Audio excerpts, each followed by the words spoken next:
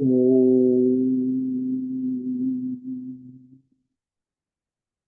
नमो भगवते वासुदेवाय। ओम नमो भगवते वासुदेवाय। ओम नमो भगवते वासुदेवाय। ओम नमो भगवते वासुदेवाय। ओम नमो भगवते वासुदेवाय। ओम नमो भगवते वासुदेवाय। ओम नमो भगवते वासुदेवाय। ओम नमो भगवते वासुदेवाय। ओम नमो भगवते वासुदेवाय। ओम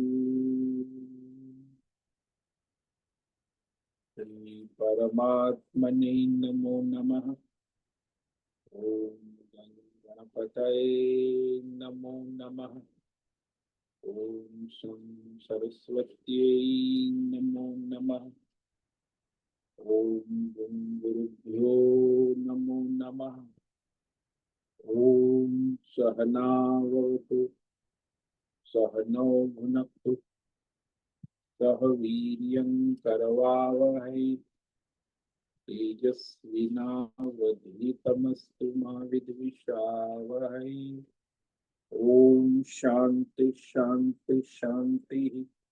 सदाशिवसमारम्भां शंकराचार्य मध्यम अस्मदाचार्यपर्यन्तां वन्दे गुरु परंपरां। वन्दे गुरु परंपरां। ओम तत्सत। आप सभी ऑनलाइन नेटवर्क पर उपस्थित भगवत गीता श्रवण साधकों को ऋषिकेश से आज हमारा प्रातः का अभिवादन, अभिनंदन, अभिवंदन। हरि ही ओम, हरि ही ओम, हरि ही ओम। हम सबको आज का यह दिव्य दिन तन मन धन जन देश काल विषय वस्तु परिस्थिति अवस्थाएं व्यष्टि समष्टि क्षेत्र अध्यात्मक भौतिक दैविक क्षेत्र सभी को अपने अपने वर्तमान जन्म और पूर्व जन्मों में किए हुए संचित पाप पुण्य धर्म अधर्म मिश्र सकाम निष्काम कर्मों के पके हुए फल स्वरूप वर्तमान में आज सभी को अपने अपने प्रारब्ध अनुसार परमेश्वरी अचिंत्य योग माया के माध्यम से प्रसाद स्वरूप में प्राप्त हुआ है। अतः आज का यह दिव्य दिन परमार्थ हेतु निष्काम सेवा यज्ञ देव यज्ञ ऋषि यज्ञ पितृ यज्ञ मानवता यज्ञ भूत प्राणी यज्ञ सात्विक दान शारीरिक वाचिक मानसिक तप निष्काम कर्म योग ध्यान योग भक्ति योग ज्ञान योग साधना स्वाध्याय वेद शास्त्रों का अध्ययन अध्यापन उपासना आराधना के लिए समर्पित करे और करवावे। अत्यंत दुर्लभ मनुष्य जीवन की प्रत्येक क्षण परमार्थ हेतु सार्थक करे और करवावे। आज विक्रम संवत 2082 श्रावण मास कृष्ण पक्ष की द्वितीया तिथि है। ये 10:33 तक है। उसके बाद तृतीया तिथि लग जाती। आज है शतमिषा नक्षत्र। ये 12:59 तक है। उसके बाद कृतिका नक्षत्र लग जाता है। आज है सोमवार। शिव जी का सावन सोमवार आराधना उपासना का विशेष पर्व। और वर्षा ऋतु चल रही है, यहाँ रात्रि से लगातार वर्षा हो रही है और रात्रि का सुबह का न्यूनतम तापमान 21 डिग्री रहा और दिन का अधिकतम तापमान दोपहर 2 बजे का 36 डिग्री रहा है। वायु की गति 5-10 किलोमीटर प्रति घंटा चल रही। ईस्वी सन 2025 11 अगस्त 11th अगस्त 2025 सुबह के 6:45 बज चुके हैं।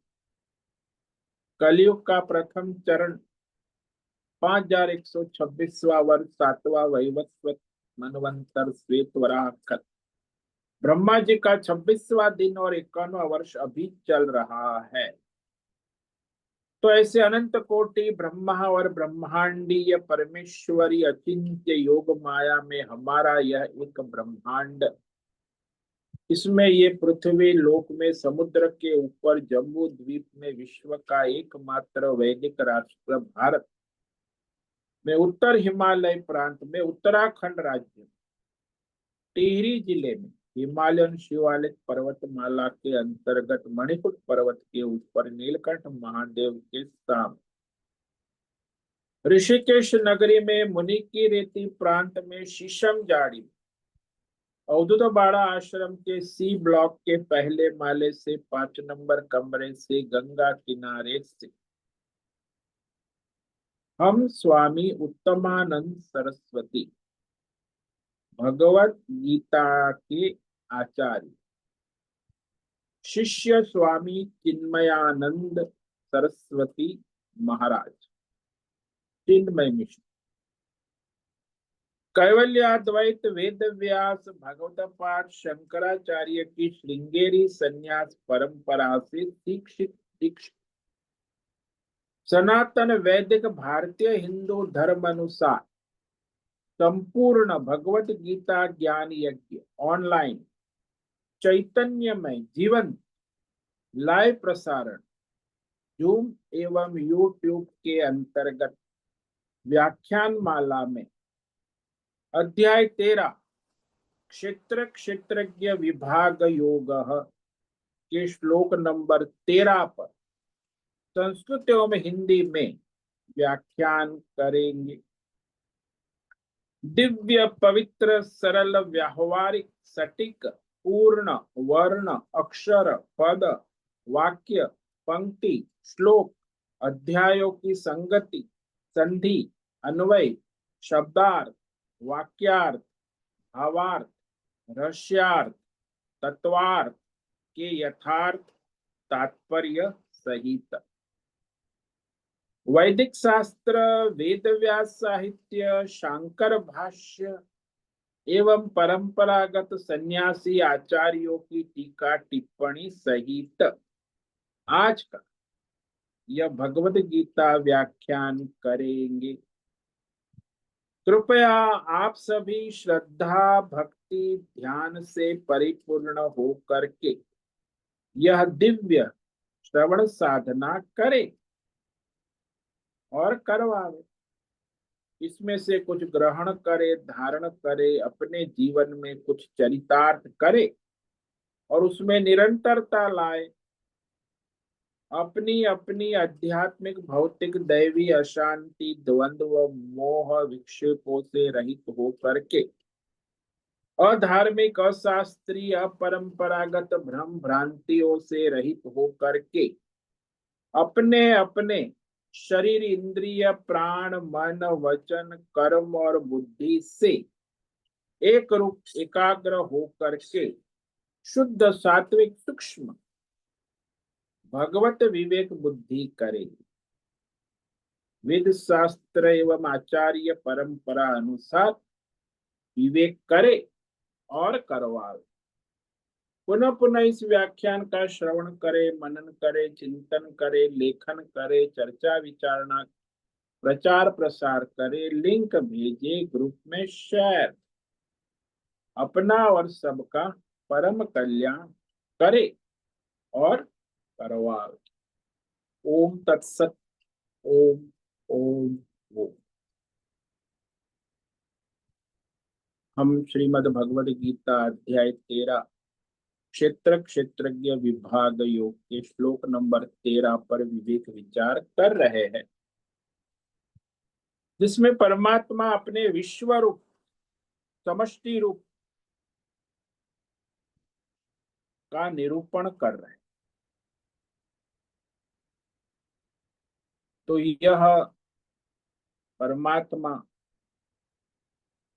कर्मेंद्रियों के द्वारा, ज्ञानेंद्रियों के द्वारा, कर्म शक्ति और ज्ञान शक्ति के द्वारा सारी सृष्टि का संचालन कर रहे हैं। समष्टि विश्व। इसीलिए वो कहते हैं ना कि परमात्मा की मर्जी के बिना पेड़ का एक पत्ता भी नहीं हिल सकता है। इसीलिए परमात्मा के अनुग्रह कृपा से आपकी एक उंगली भी हिल नहीं सकती। यानी सारा क्षेत्र जो है संसार, उस क्षेत्रज्ञ परमात्मा के अनुग्रह से शक्ति प्राप्त कर अपनी अपनी योग्यता के अनुसार, कर्म शक्ति और ज्ञान शक्ति के अनुसार सभी अपना अपना व्यवहार कर सकते हैं। जैसे बिना बिजली के करंट के आपके कमरे का कोई भी उपकरण काम नहीं करेगा, चाहे इलेक्ट्रॉनिक हो चाहे इलेक्ट्रॉनिक हो, चाहे कितना भी महंगा हो। उस उपकरण को चलने की शक्ति केवल बिजली के करंट से प्राप्त हो। ऐसे ही संसार में जो भी है व्यष्टि समष्टि क्षेत्र, उस क्षेत्र सारा जो है उसी क्षेत्रज्ञ की सत्ता शक्ति से अपनी अपनी शक्ति के अनुसार अपने अपने कर्म करते और अपने अपने फल भोगते। सर्वतः पाणिपादं तत् सर्वतोक्षिशिरोर्मुखम् सर्वतः श्रुतिर्मल्लोके सर्वम् आवृत्य तिष्ठति। तत्सर्वतः पाणिपादम,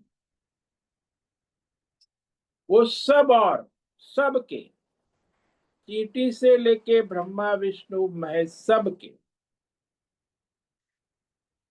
हाथ पैर में कर्म शक्ति वाला होकर उपस्थित रहता है।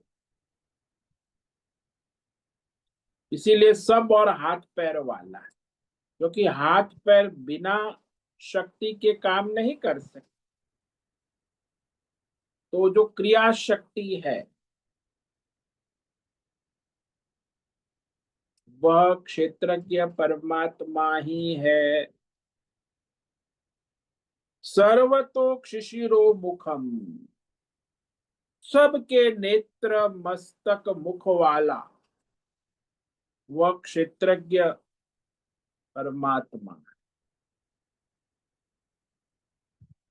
इसीलिए प्रार्थना करते हैं ना, नमोस्त्वनंताय सहस्त्रमूर्तये सहस्रपादाक्षिशिरोरुबाहवे सहस्रनाम्ने पुरुषाय शाश्वते सहस्रकोटियुगधारिणे नमः।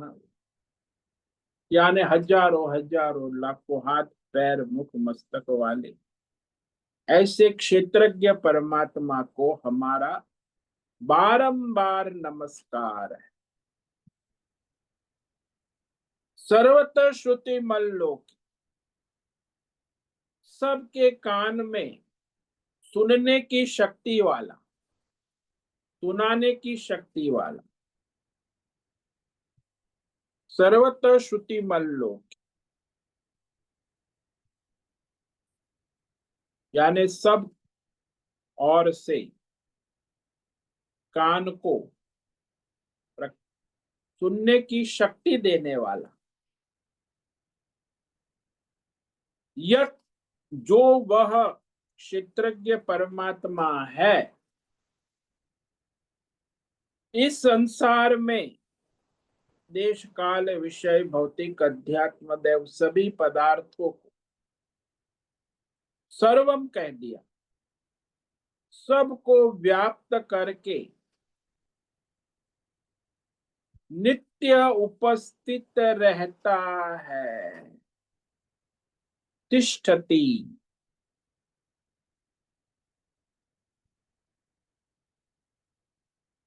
जिस प्रकार आकाश, वायु, अग्नि, जल, पृथ्वी और सारे संसार के विषय सब में सबको धारण कर सबका कारण रूप होकर व्याप्त करके स्थित, आकाश भीतर बाहर सबको व्याप्त।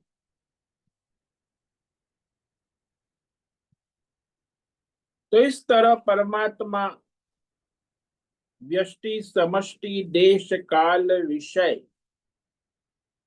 भौतिक अध्यात्म दैव सभी प्रकार की शक्तियां प्रवृत्तियां सबका धारण पोषण करने वाला, सबको शक्ति प्रदान करने, अपने अपने कार्य करने की शक्ति प्रदान करने वाला, संपूर्ण जगत को व्याप्त करके उपस्थित रहता है, चाहे व्यष्टि हो चाहे समष्टि। चींटी को चलने की शक्ति प्रदान कर, पृथ्वी को घूमने की शक्ति प्रदान करता है, सूर्य को प्रकाश देने की शक्ति प्रदान कर, वायु को चलने की शक्ति प्रदान, यानी सबको अपने अपने कार्य करने की शक्ति प्रदान करता है। यानी सारी क्षेत्र उपाधि के द्वारा वह सबको धारण करके चलाता है। तो वास्तव में क्षेत्र जो है वो उस क्षेत्रज्ञ के बिना कुछ नहीं कर सकता।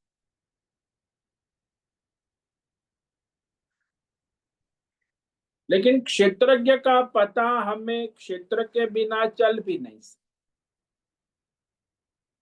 जैसे आपको कमरे में बिजली का करंट है कि नहीं है, वो बल्ब के द्वारा पता चले। यदि बल्ब में प्रकाश है तो करंट है, और बल्ब में प्रकाश नहीं है तो स्विच ऑफ है, करंट नहीं है। मतलब करंट नहीं है उसको भी प्रकाशित करता है करंट, स्विच ऑन है तो प्रकाशित हो जाता है, स्विच ऑफ है तो करंट है लेकिन बल्ब के द्वारा प्रकाशित नहीं होता है।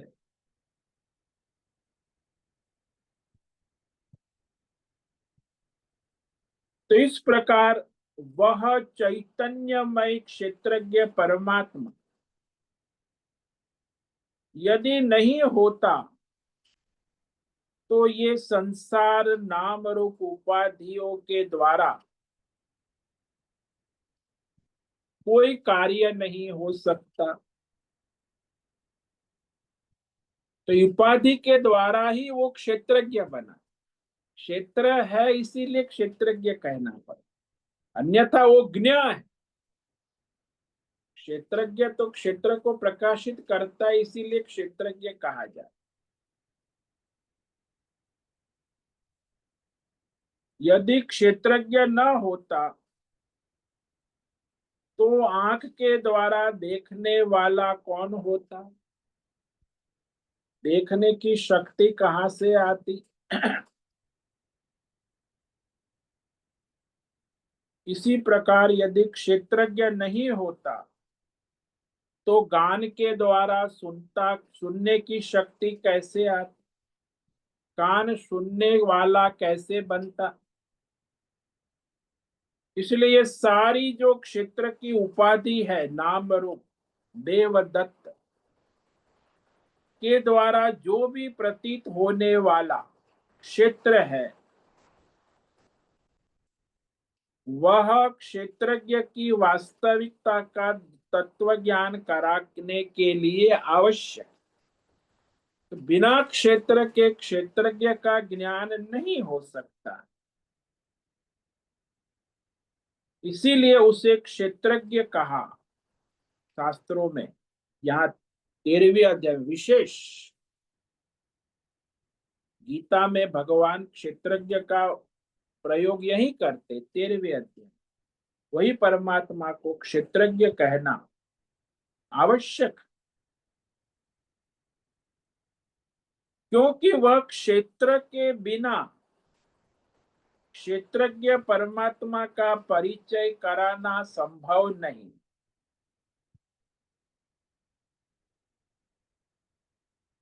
जैसे दृष्टांत ले लो कि देवदत्त खड़ा है और विष्णुदत्त आके उसके सामने खड़ा है। वो जानता नहीं है देवदत्त। तो उसने कहा कि भाई विष्णुदत्त देवदत्त दोनों सामने, वो एक दूसरे को जान। उसने में रामदत्त आ जाता है, अरे रामदत्त, वो दोनों को जानता है लेकिन ये दोनों एक दूसरे को नहीं। तो रामदत्त आके कहता है कि ये देवदत्त है और ये विष्णुदत्त है। उनका परिचय, देवदत्त का परिचय दिया कि देवदत्त हलवाई है, रसोईया का काम करता है, बढ़िया हलवाई, ऋषिकेश का सबसे जाना माना रसोईया है देवदत्त, बढ़िया काम कर। अब कोई पूछे देवदत्त कौन है, तो तुरंत कहते हैं हाँ हाँ मैं जानता हूं, वो ऋषिकेश का रसोईया, हमने भी उसका खाना खाया है, बहुत बढ़िया खाना बना। मैंने उसकी पालक पनीर खाए, बढ़िया पालक पनीर, कोफ्ता बनाया था, क्या बनाया, उसका स्वाद अभी भी रहता। यानी ऋषिकेश का बढ़िया रसोईया है, उसका नाम देवदत्त।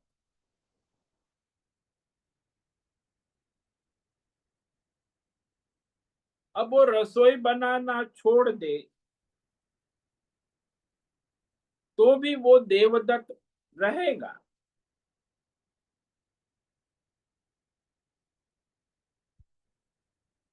रसोई बनाना उसके कर्म है और उस कर्म के द्वारा हम देवदत्त को जानते। केवल कर्म से नहीं, दूसरे भी कारण होते जानने के। देवदत्त ब्राह्मण है, जाति से भी जाना जाता, गुण से भी जाना। भाई सात्विक ब्राह्मण, उसके गुण है सात्विक, गुण से जाना जाता है, जाति से जाना जाता है, कर्म से और संबंध से। देवदत्त विष्णुदत्त का पुत्र है, तो विष्णुदत्त का पुत्र है, संबंध से जाना जाता। तो इस प्रकार किसी भी मनुष्य को हम जानते हैं तो इस चार कारणों से जान।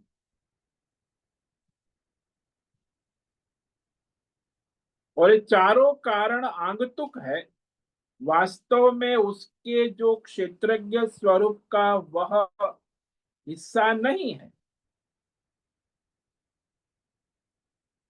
भौतिक है। किंतु अभी वह रसोईया बना है ना, रसोईया का काम कर रहा, इसीलिए अभी उसका यही परिचय उचित है कि ये देवदत्त रसोईया ही है।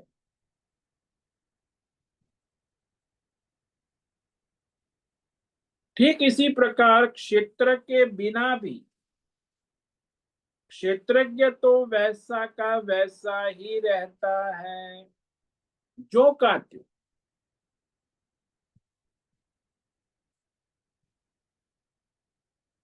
पर क्षेत्र की उपाधि से उसको केवल बताते हैं कि वह क्षेत्र को जानने वाला है।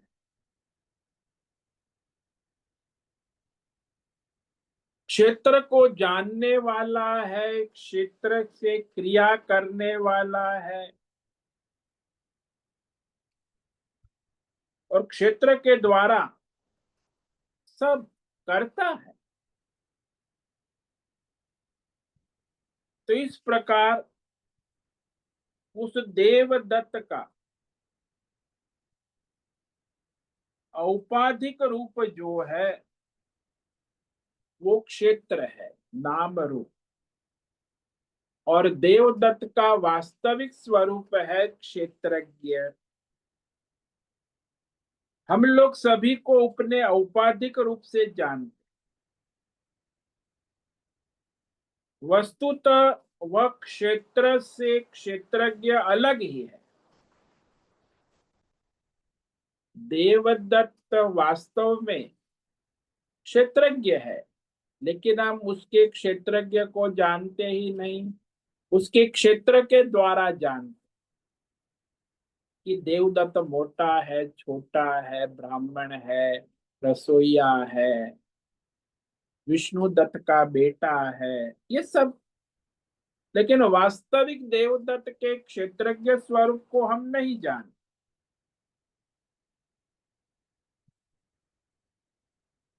क्योंकि वो क्षेत्र के द्वारा क्रिया करने वाला है। तो इस प्रकार संसार में हम सभी मनुष्य को जानते हैं, लेकिन उसके औपाधिक नाम रूप से ही जानते हैं। वस्तुतः वह मनुष्य उस औपाधिक राम रूप से अलग क्षेत्रज्ञ ही है। इसलिए औपाधिक राम रूप को हटाना आवश्यक है, तब हमें क्षेत्र का विवेक होता है। इसीलिए हमारे सारे आचार्य जो है वो आचार्य संप्रदाय से कहते हैं अध्यारोपवादाभ्याम निष्प्रपंचम प्रपंच्यते।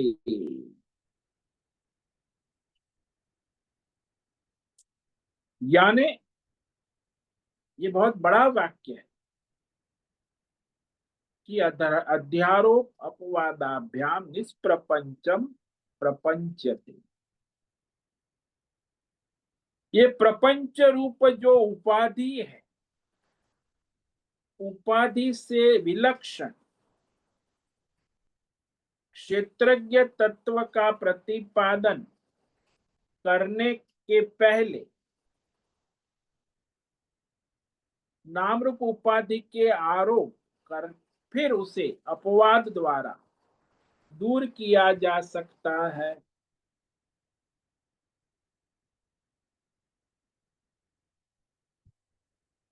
जैसे हम किसी का परिचय करा रहे हैं, तो पास में खड़ा है, मनुष्य है, लेकिन हम उसे जानते नहीं। पास खड़ा है फिर भी हम जानते, तो कोई परिचय कराने वाला होना आवश्यक है।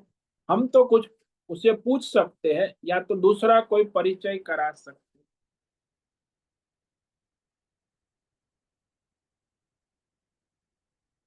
तो वह केवल मनुष्य, बाकी सब उसका जो परिचय है, हम उसे पूछेंगे आप कौन है।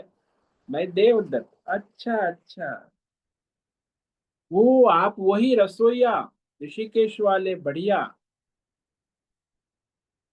आपकी मैंने पालक पनीर खाई, बहुत बढ़िया बनी। तो वो पहचान पर, सामने था फिर भी पता नहीं था। पालक पनीर भी खाई थी लेकिन पता नहीं। लेकिन अभी पता चल गया कि हाँ, ये वही देवदत्त रसोईया है।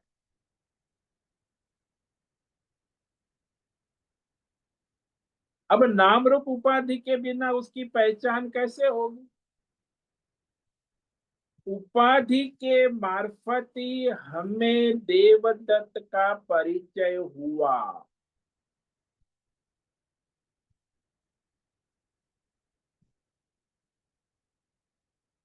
वैसे तो सामने खड़ा है, दिख भी रहा है, फिर भी हम कहते इसका परिचय करा दीजिए। परिचय कराने का रहस्य ये है कि उसके बारे में, नाम रूप उपाधि के बारे में कुछ बताइए। उसकी जाति, उसके गुण, उसके संबंध, उसके कर्म, कुछ भी बता। हाँ अब पता, तो उसके बारे में कुछ बताओगे। वह उपाधि तो उसके ऊपर आरोप किया हुआ है। देवदत्त तो केवल मनुष्य है, क्षेत्रज्ञ है, लेकिन उस पर आरोप किया देवदत्त रसोईया थोड़े ही हो जाते।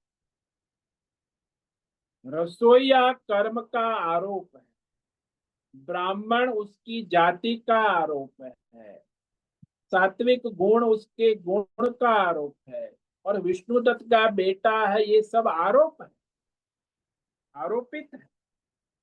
वास्तव में वो केवल क्षेत्रज्ञ देवदत्त है।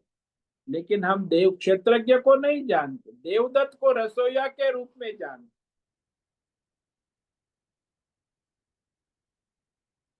लेकिन यदि हमें उसे रसोईया कह दे तो भी वो रसोईया थोड़े हो जाता है, वो तो मनुष्य है, देवदत्त है।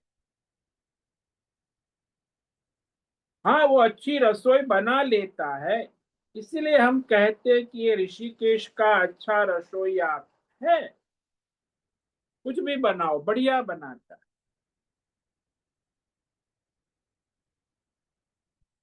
कुछ बना तो नहीं, वह तो रसोईया कर्म से है।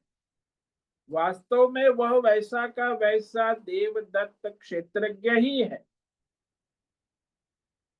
रसोईया बनने से वो कोई विशेष उसके मनुष्यत्व में या उसके क्षेत्रत्व में कोई फर्क नहीं। क्षेत्रज्ञ तो वैसा ही है।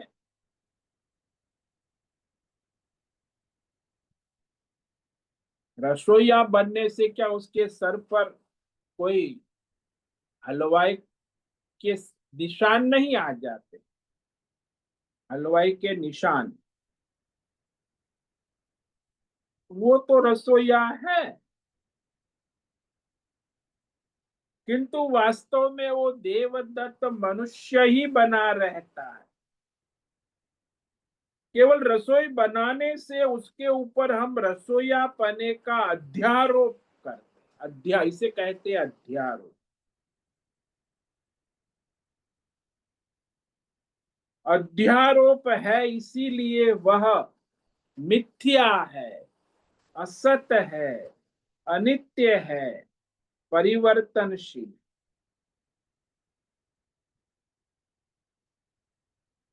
जब चाहे वह उसे अपने रसोई रूप को बदल सकता है। कुछ समय के बाद मिलेगा, अरे आजकल क्या करते हैं? अरे वो तो रसोई का काम छोड़ दिया, अब मैं जो हूँ बिल्डिंग का काम कर रहा हूं, मकान खरीदना बेचना, उसमें बड़ा माल मिलता है। तो जमीन खरीदना, जमीन बेचना, मकान खरीदना, मकान, वो तो अब रसोईया बंद नहीं, अब तो भाई ठेकेदार बन गए जमीनों का। अब उसका नाम ठेकेदार बन, पहले रसोईया था, अब ठेकेदार जमीन का बन गया। अब वो बदल गया, रसोईया पने का आरोप हो जाता है, वो आरोप मिथ्या है। वैसे ठेकेदार का आरोप भी मिथ्या है, वह तो केवल देवदत्त ही है, क्षेत्रज्ञ। फिर भी परिचय कराने के लिए कहते हैं।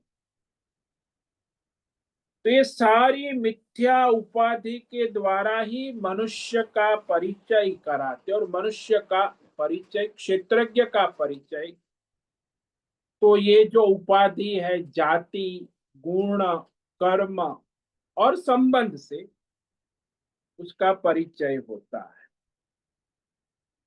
हमारे सनातन संप्रदाय के आचार्यों ने कहा कि परमात्मा के ऊपर ये जो सारी उपाधियां है, चार उपाधि है। देवदत्त तो क्षेत्रज्ञ है, लेकिन उस क्षेत्रज्ञ को हम नहीं जानते।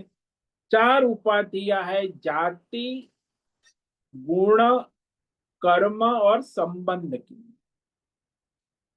ये चार उपाधियों के द्वारा ही उसका परिचय होता है संसार में। पहले उपाधियों का आरोप करते हैं ताकि उसका परिचय होवे। उपाधि के बिना परिचय नहीं हो सकता है। सामने दिखने मात्र से परिचय नहीं मानते। इसीलिए जो क्षेत्रज्ञ परमात्मा चैतन्यमय का परिचय सामने है, फिर भी नहीं हो सकता है। तो उस क्षेत्रज्ञ का परिचय कराने के लिए क्षेत्र नाम रूप उपाधि का आरोप करना आवश्यक है।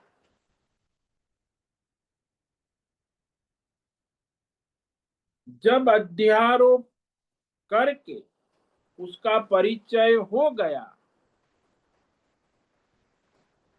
तो वह जो अध्यारोप है कि यह देवदत्त रसोईया है, वो अध्यारोप हिस्सा रसोईया उसे हटा ले, तो अपवाद रूप में केवल क्षेत्रज्ञ देवदत्त रहता है। उपाधि से रसोईया देवदत्त, और उपाधि के रहित देवदत्त केवल क्षेत्रज्ञ है। अपवाद कर यह वास्तविक विवेक तब होता है कि हमको पता लगता है कि भाई देवदत्त ये रसोईया तो आंगतुक है, कर्म के द्वारा, संबंध के द्वारा, जाति के द्वारा, गुण के द्वारा कहा जाता है। वास्तव में देवदत्त क्षेत्रज्ञ ही है। अब हमें पता चल गया कि अध्यारोप हटा देने पर प्रपंच सहित वास्तविक देवदत्त के क्षेत्रज्ञ स्वरूप का बोध हो जाता है। इसी को कहते अध्यारोप अपवादाभ्याम निष्प्रपंचम प्रपंचते। कोई भी मनुष्य ले लो आपके सामने, उसकी सारी उपाधि जो है, देश काल विषय नाम रूप गुण दोष, वो हटा के देखो तो वो केवल देवदत्त नहीं, कोई भी मनुष्य जो है वो वास्तव में केवल क्षेत्रज्ञ ही है। क्षेत्र उपाधि से जाना जाता है, क्योंकि क्षेत्र उपाधि ना हो तो उसे कोई जान नहीं सकते।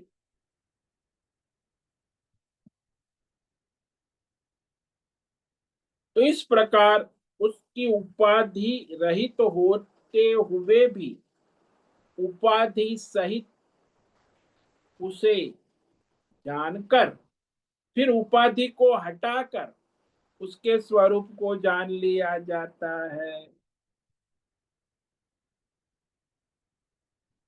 इसीलिए ये तत्व जो है क्षेत्रज्ञ, उसका परिचय कराने के लिए ही भगवान इस श्लोक में कह रहे हैं, सर्वतः पाणिपादं तत् सर्वतः क्षिशिरो मुखम सर्वतः श्रुतिर्मल्लोके सर्वम आवृत्य तिष्ठति। यानी वो सभी के, केवल देवदत्त के नहीं, चींटी से लेके ब्रह्मा विष्णु महेश सब के हाथ पैर कान नाक अंतकरण सबके द्वारा वह स्फुरित होता है, सबको अपने अपने कार्य करने की शक्ति प्रदान करता है। वह ज्ञेय क्षेत्रज्ञ सभी के शरीरों में, सभी के क्षेत्र 24 तत्वों को अवयवों के द्वारा प्रकाशित होता है। तो सभी अवयवों के द्वारा, यानी 24 अवयव है ना, 5 ज्ञानेन्द्रिया, 5 कर्मेंद्रिय, पंच प्राण, मन बुद्धि चित्त अहंकार, पंच महाभूत और पंच विषय, सारे के सारे क्षेत्र के 24 अवयव के द्वारा वह क्षेत्रज्ञ का उपस्थिति, अस्तित्व सिद्ध होता है, स्वयं सिद्ध होता।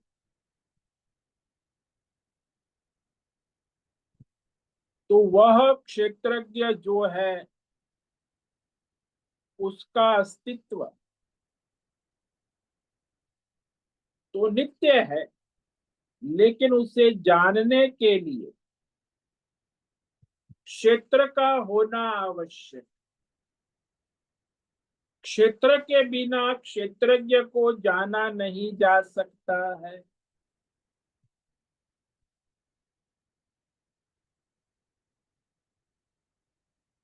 जैसे देवदत्त जीवित है कि मृत है, कैसे पता चलेगा?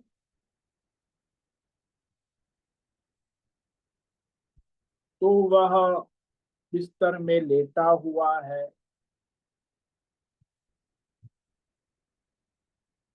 तो पहले लोग उसके हाथ को पकड़ेंगे, यदि उंगलियां प्रतिक्रिया देती है, बोले नहीं देती। क्या नाक प्रतिक्रिया देता है? नाक में से प्राण चल रहे नहीं चल रहे।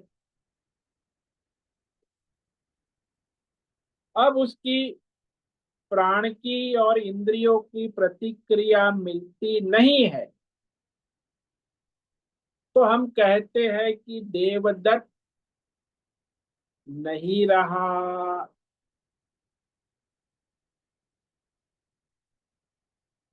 क्योंकि उसकी प्राण की प्रतिक्रिया, इंद्रियों की प्रतिक्रिया नहीं मिलती, इसलिए हमको निश्चय हो जाता है कि अभी यह देवदत्त जीवित नहीं रहा है।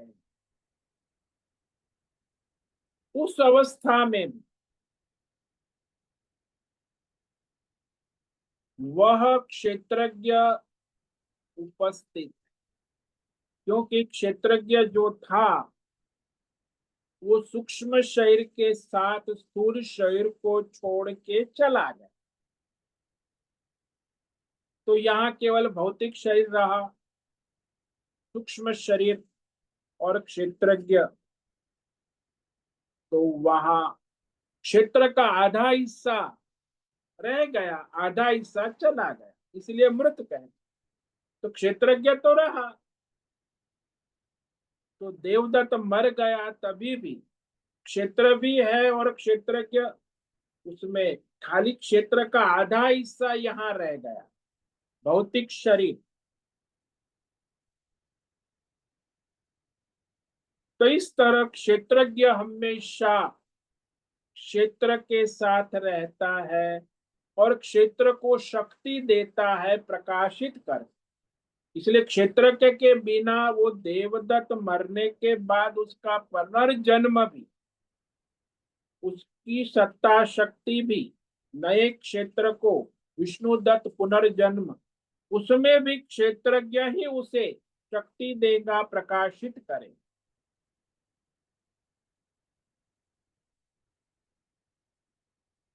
तो इस प्रकार वह सारा जो है देवदत्त का अस्तित्व क्षेत्रज्ञ पर निर्भर है, यानी देवदत्त का अस्तित्व ही क्षेत्रज्ञ है, लेकिन हम उसे क्षेत्र से जानते हैं, लेकिन क्षेत्र तो स्वयं जड़ है और क्षेत्रज्ञ चैतन्य में है। इसीलिए यहाँ विवेक करना है कि इससे समझ लो कि क्षेत्रज्ञ नित्य प्रकाशित है और क्षेत्र को प्रकाशित करता है तब भी प्रकाशित है, और क्षेत्र को प्रकाशित नहीं करता है तब भी प्रकाशित। यानी आपको दृष्टांत ले लो कि आपके बल्ब की स्विच ऑन है तो भी बिजली का करंट है, और बल्ब की स्विच ऑफ है तो भी बिजली का करंट रहता है। ये दृष्टांत से समझ लो कि बिजली का करंट आ रहा है कि नहीं आ रहा है, ये बल्ब और स्विच से पता चला। स्विच दबा दी तो लाइट हो गई, स्विच उल्टी दबा दी तो बल्ब बंद हो गया। बल्ब का प्रकाशित होना अप्रकाशित होना स्विच के ऊपर निर्भर है, कि बिजली के करंट के ऊपर, बोले वो करंट के ऊपर ही निर्भर है। और स्विच का ऑन ऑफ होना भी बिजली के करंट के ऊपर निर्भर है। तो इस प्रकार चाहे कोई भी बल्ब हो या पंखा हो या गीजर हो या कंप्यूटर हो, तो स्विच दबाते ही वह कार्य करने लगे और फिर वापस स्विच उल्टी दबाने से वो कार्य करना बंद कर। इसका मतलब ये नहीं कि बिजली का करंट नहीं है। हाँ, हम अनुमान करते हैं कि बिजली का करंट चल रहा है,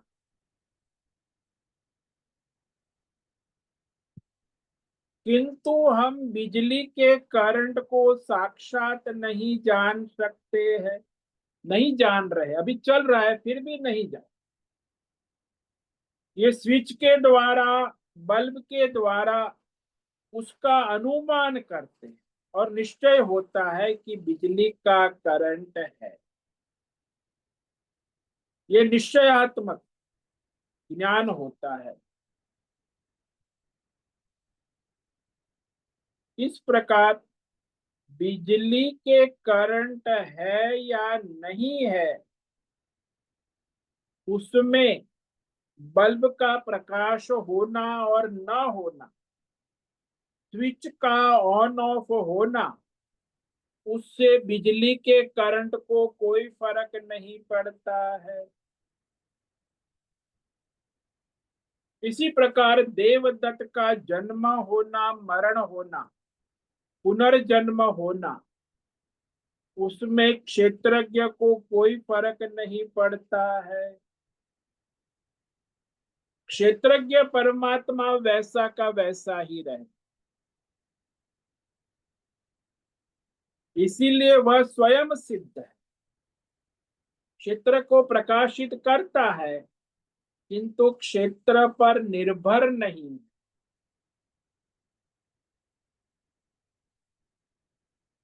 यानी सभी क्षेत्र, केवल मनुष्य का नहीं, 84 लाख योनि या देवता हो या सभी शरीरों में सर्वम आवृत्य तिष्ठति, चाहे स्थूल शरीर हो चाहे सूक्ष्म शरीर हो, सबको व्याप्त करके क्षेत्रज्ञ परमात्मा नित्य रहता है, उपस्थित रहता है।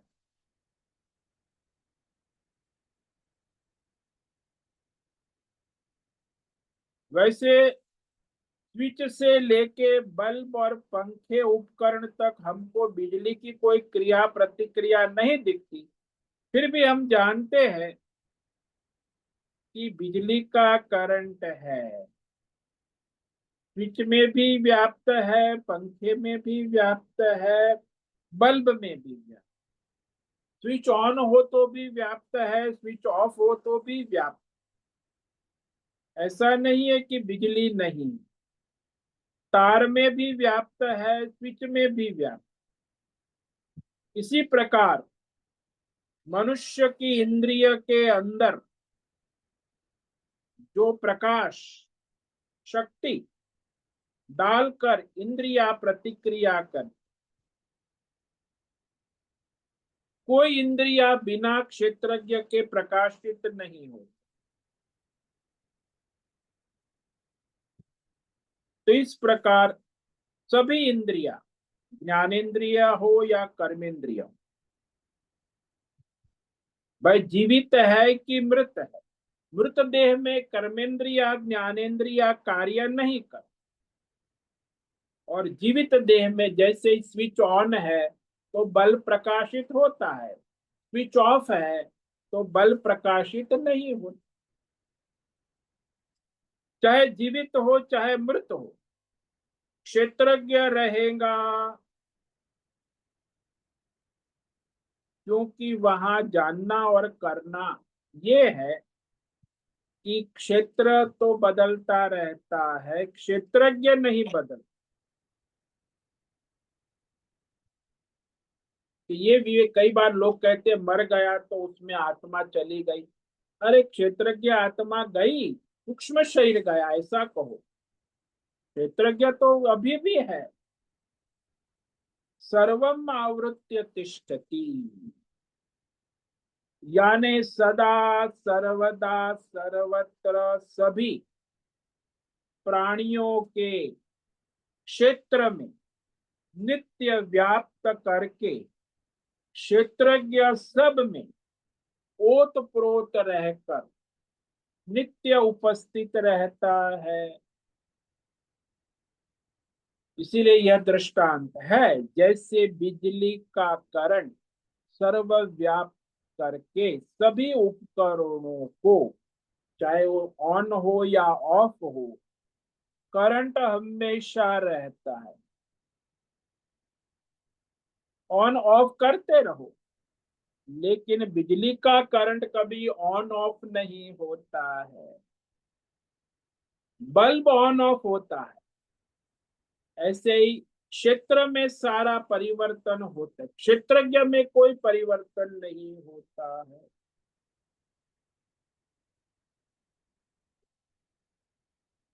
तो इस प्रकार आज हमने ये 13वें श्लोक पे विचार किया। तो यह जो क्षेत्रज्ञ तत्व का उपदेश करने में बड़ी कठिनाई है, कैसे बताए, क्योंकि ये जो क्षेत्र की उपाधि के द्वारा ही बताएंगे, सीधा तो बता नहीं सकते। तो क्षेत्र की उपाधि के द्वारा क्षेत्रज्ञ बताएंगे, तब सामने वाले को विवेक हो सकता है, यदि उसकी शुद्ध बुद्धि है। क्षेत्र उपाधि वाला क्षेत्रज्ञ तत्व है, ऐसा उसे विवेक होता है। क्षेत्र की उपाधि के बिना क्षेत्रज्ञ को बतला नहीं सकते।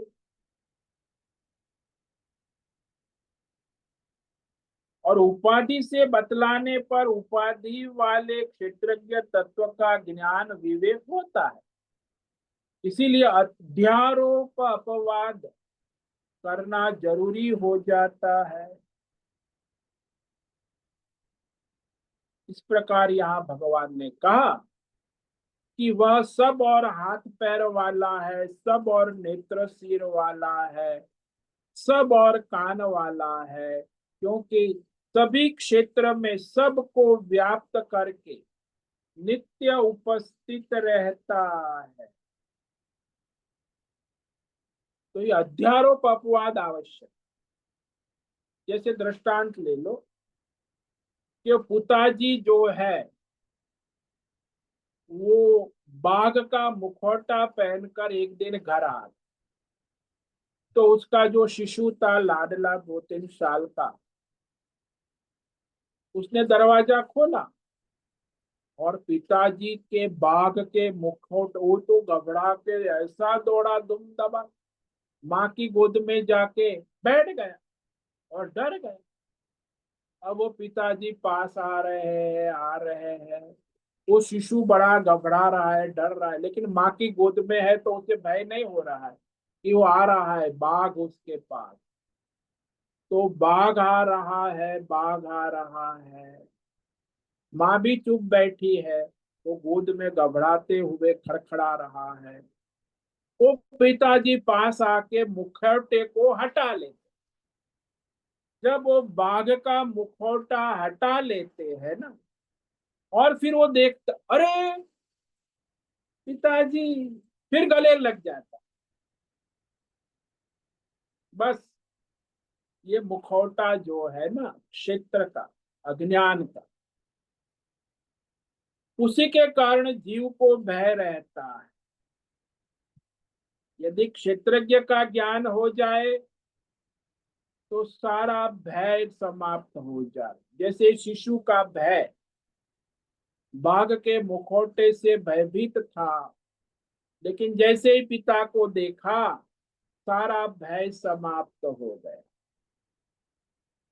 ओम नमो नारायणाय, ओम नमो नारायणाय, ओम नमो नारायणाय, ओम नमो नारायणाय, ओम नमो नारायणाय। कायेन वाचा मनसेन्द्रियैर्वा बुद्ध्यात्मना वा प्रकृते स्वभावः करोमि यद्यत् सकलं परस्मै नारायणायेति समर्पयामि। ओम सर्वे भवन्तु सुखिनः, सर्वे सन्तु निरामयाः, सर्वे भद्राणि पश्यन्तु, मा कश्चित् दुःखमाप्नुयात्, अस्तु मा सद्गमय, तमसो मा ज्योतिर्गमय, मृत्योर्मा मृतंगमय। ओम पूर्णमद पूर्णमिदं पूर्णात् पूर्णमुदच्यते पूर्णस्य पूर्णमादाय पूर्णमेवावशिष्यते। ओम शांति शांति शांति।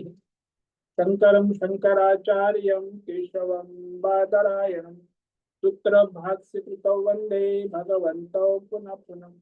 ईश्वरो गुरुरात्मेति मूर्तिभेदविभागिने व्योमवद्व्याप्तदेहाय दक्षिणामूर्तये नमो नमः। ओम गुं गुरुभ्यो नमो नमः। ओम तत्सत्। ब्रह्मार्पणमस्तु। ओम ओम ओम।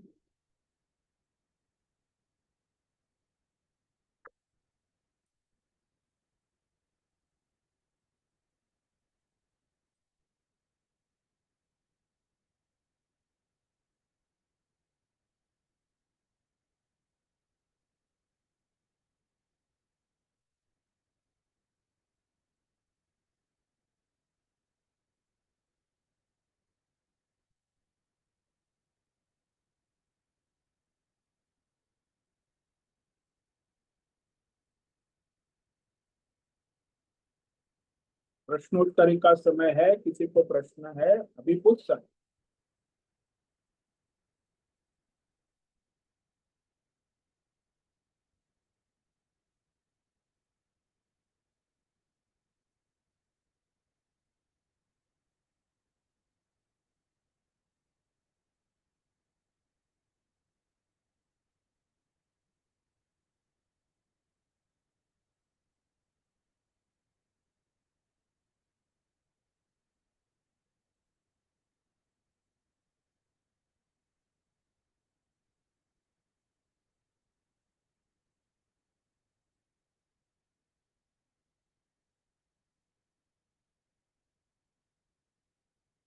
आज उपस्थित है प्रकाश आनंद ओसा, होस्ट है। भद्रेश पड़िया को होस्ट है।